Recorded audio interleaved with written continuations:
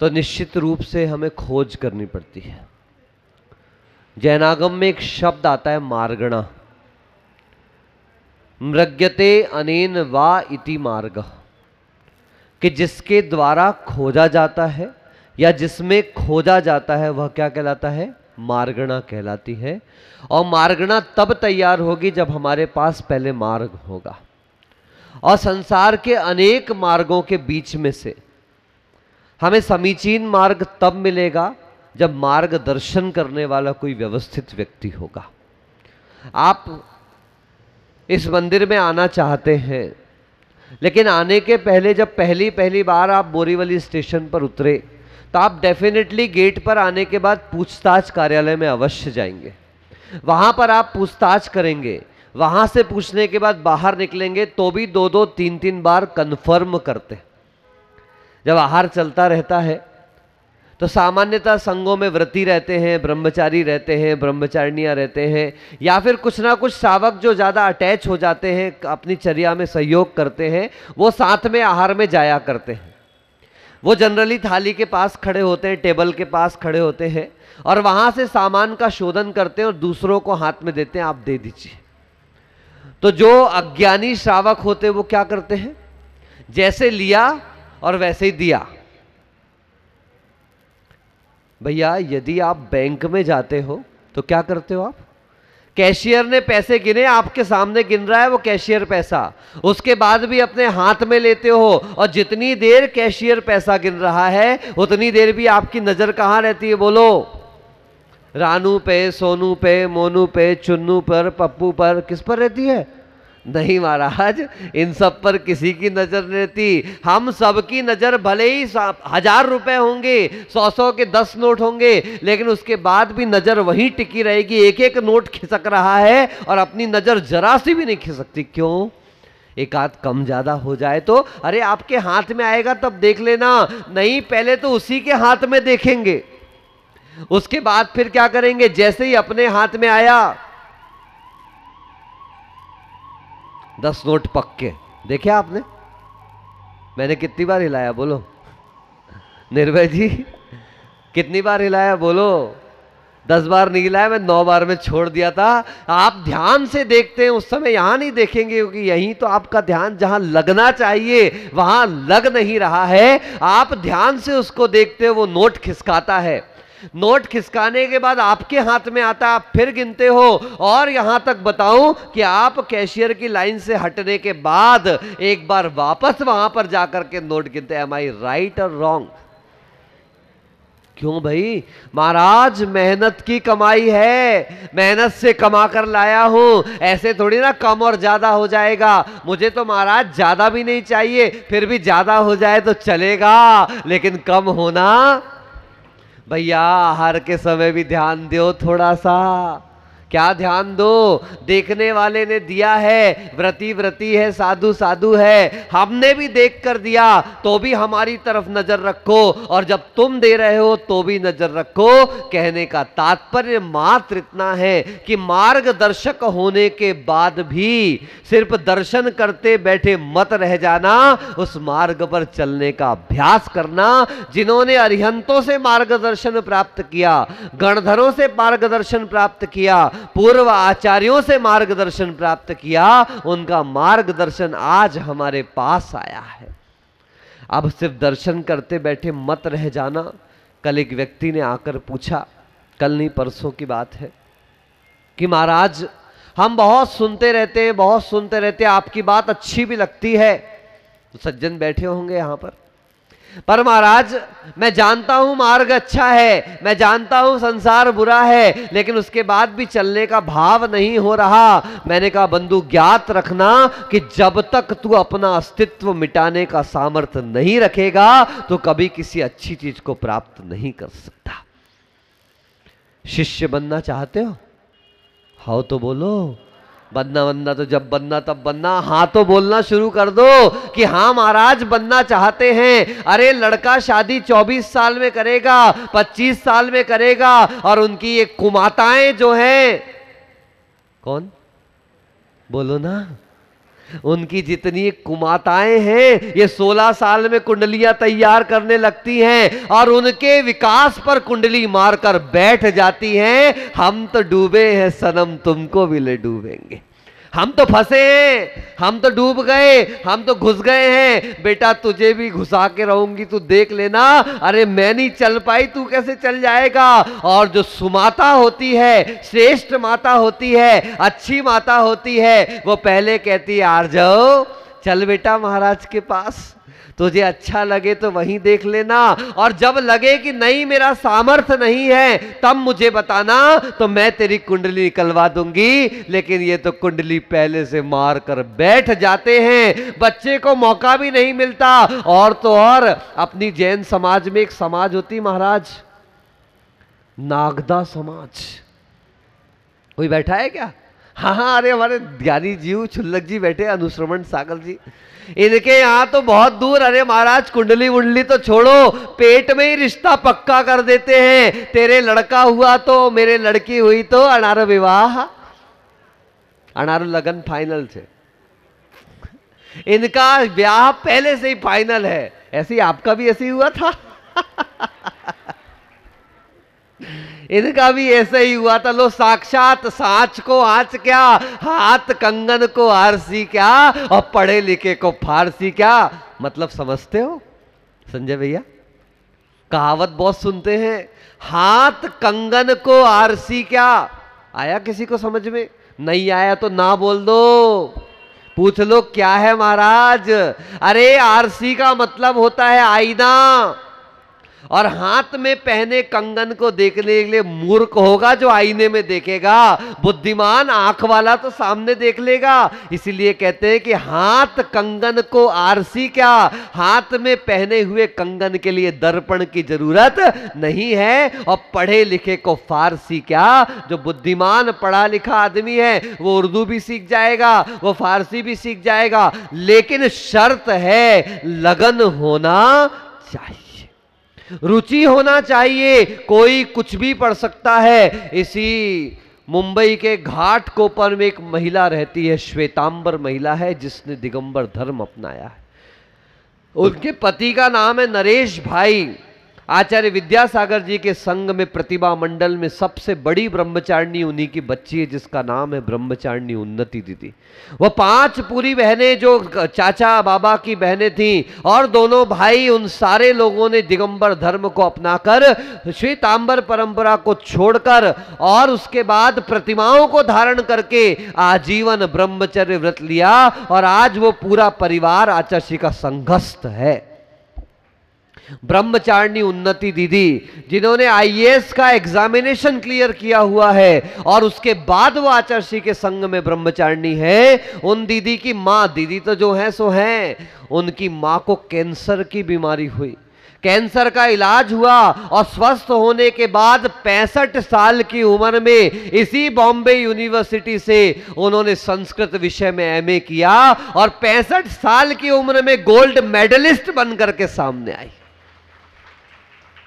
सोचिए, विचार करिए, हम छोटे छोटे उम्र के लोग बैठे हैं, और यदि इस उम्र में विचार करने लग जाएं कि मुझे समझ नहीं आता, मुझे याद नहीं होता, तो ध्यान रखना बहन जी कभी आगे नहीं बढ़ पाएंगे। करत करत अभ्यास के जड़मति होत सुजान, रसरी यावत जात है सिर पर होत निशान। सिर पर कि सिल पर?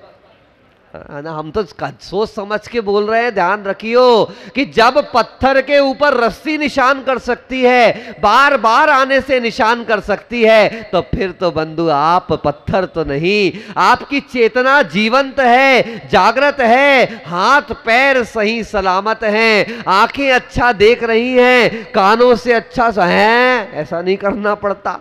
अच्छा सुन रहे हो, अच्छे से आ जा रहे हो, अच्छे से खा पी रहे हो, तो बंधुओं आलस मत करना, प्रमाद मत करना, और जैसा गुरु निर्देश करे वैसा करते चले जाना। ये जीवन में हमेशा ध्यान रखना कि विद्या उसी की सार्थक होती है, विद्या उसी की सिद्ध होती है जो आलस्य का त्याग किया करता है। कहते शिक्षार्थी विद्यार्थी चेत कुतः सुखम और सुखार्थी चेत कुतो विद्या। बहुत छोटे थे, स्कूल में लिखा रहता था, जो सुख चाहता है उसे कभी विद्या नहीं मिल सकती, जो विद्या चाहता है उसके लिए सुख है कहां। तुम सुख देखते रहोगे तो कभी विद्या को प्राप्त नहीं करोगे। मैंने आचार्य अभिनंदन सागर जी महाराज का जीवन चरित्र देखा, सुना, और संघ के साधुओं से पता चला, जो उनके पुराने गृहस्थ अवस्था के मित्र थे, पंडित धूलचंद जी, अभी आचार्य सुनील सागर जी के संग में उनकी समाधि साधना हुई और मुनि बनकर समाधि को प्राप्त हुए। जब वो संग में आते थे तब उन्होंने बताया कि अभिनंदन सागर जी जब व्रत लिया उन्होंने, और उसके बाद क्षुल्लक बनने के बाद भी बहुत अंतराय होते थे, उसके बाद भी रात को 1-1 बजे तक, आज तो आपके पास हैलोजन है, लाइट है, टॉर्च है, तब इतने साल पहले कुछ नहीं था। 50 साल दीक्षा के गुजर चुके, आज उनकी दीक्षा के 53 साल हो चुके हैं क्षुल्लक दीक्षा लिए हुए। तब लालटेन ऐसे दीपक जला जला कर पड़ते थे, जो महिलाएं गुरु की आरती करने आती थी उनका दीपक रखवा लेते थे और उसी में थोड़ा घी ज्यादा डलवा लेते थे। कोई बात नहीं, फेसबुक लाइव हो गया तुम्हारा। तो उन्होंने ऐसे, इधर देखो इधर देखो, आपका सब लाइव चल रहा है। तो इसी तरीके से वो घी डलवा लिया करते थे और दीपक अपने सामने रखकर उतनी रोशनी में व्याकरण के सूत्र याद किया करते थे। उसका परिणाम कि आज उनको अभीक्ष्ण ज्ञानोपयोगी कहा जाता है। आज तो हमारे पास सारे साधन हैं, सारी सुविधाएं हैं। ये देखो प्रवचन चल रहा है, पहले तो हो गया चला गया, अब तो चल रहा है, रिकॉर्ड हो रहा है, टेलीकास्ट हो रहा है, रिकॉर्डिंग चल रही है, लाइव चल रहा है और पता नहीं क्या क्या चल रहा है। और उसके बाद भी आलस्य यदि करते हो तो संसार में मनुष्य का सबसे बड़ा शत्रु कौन? आलस्य। इसीलिए बंधुओं, देव और शास्त्र तक पहुंचने का मार्ग उनको सौंपा गया, व्यवस्था उनको सौंपी गई जिनको गुरु कहा गया। क्या कहा गया बोलो? टीचर नहीं, शिक्षक नहीं। हमारे यहां टीचर नहीं, प्रीचर हुआ करते हैं। हमारे यहां स्पीकर नहीं हुआ करते। हमें मोटिवेशनल स्पीकर नहीं बनना है, हमें तो स्पिरिचुअल बनना है, आध्यात्मिक बनना है। क्योंकि मोटिवेशनल करने वाला क्या कहता है? Follow me. जबकि स्पिरिचुअल आदमी, आध्यात्मिक गुरु क्या कहा करता है? लेट्स गो, चलो मेरे साथ। इसलिए ध्यान रखना, शिक्षक और गुरु के बीच में जमीन और आसमान का अंतर हुआ करता है। शिक्षक शिक्षा देता है, पैसा कैसे कमाना है, पैसा कैसे गंवाना है, ये सब शिक्षक बताया करता है। लेकिन गुरु कहता है बेटा अपने जीवन में संस्कार को कैसे अपनाना है, क्योंकि पैसा तो हाथ का मैल है, आया है चला जाएगा। लेकिन जिसके पास संस्कार है, पैसा कैसे कमाना ये शिक्षक सिखा सकता है। लेकिन पैसे का उपयोग कैसे करना, पैसे का जीवन में प्रयोग कैसे करना, यह गुरु के माध्यम से हमें पता चलता है। शिक्षक के लिए कोई नियम नहीं कि जो वो बोलता है वो करे, लेकिन गुरु का अर्थ हुआ करता है जैसा वो करता है वैसा ही वो कहता है। 2 अक्षर हैं, पहला अक्षर है गु और दूसरा अक्षर है र, और दोनों में रस्व मात्रा लगी है।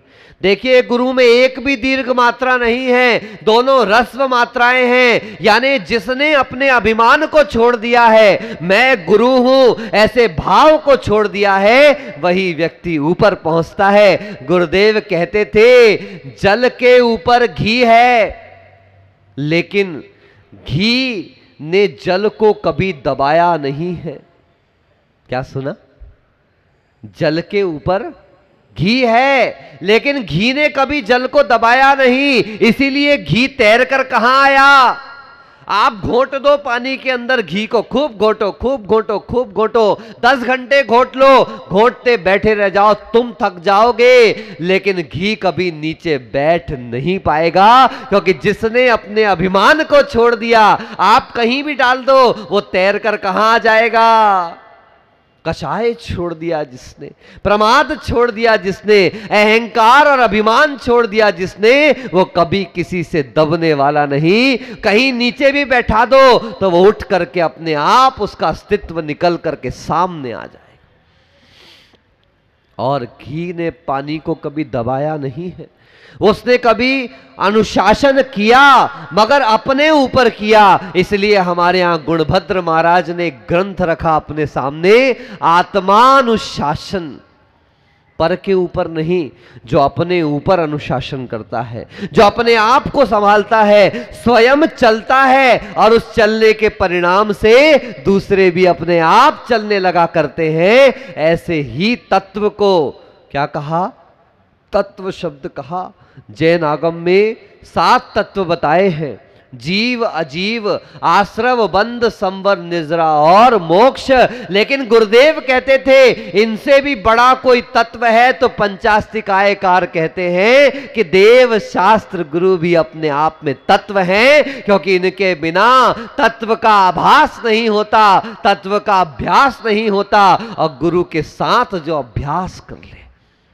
पर प्रश्न उठता है, मैं मान तो रहा हूं भगवान कि गुरु की जरूरत है, मगर गुरु कौन? तो उसी बात को कहते हुए आचार्य समंत भद्र महाराज अगली कारिका आपके सामने प्रस्तुत कर रहे हैं। विषयाशा वशातीतो,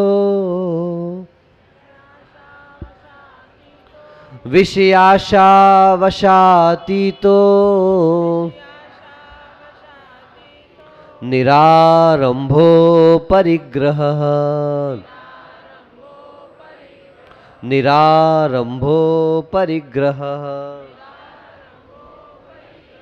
ज्ञान ध्यान तपो रक्तस,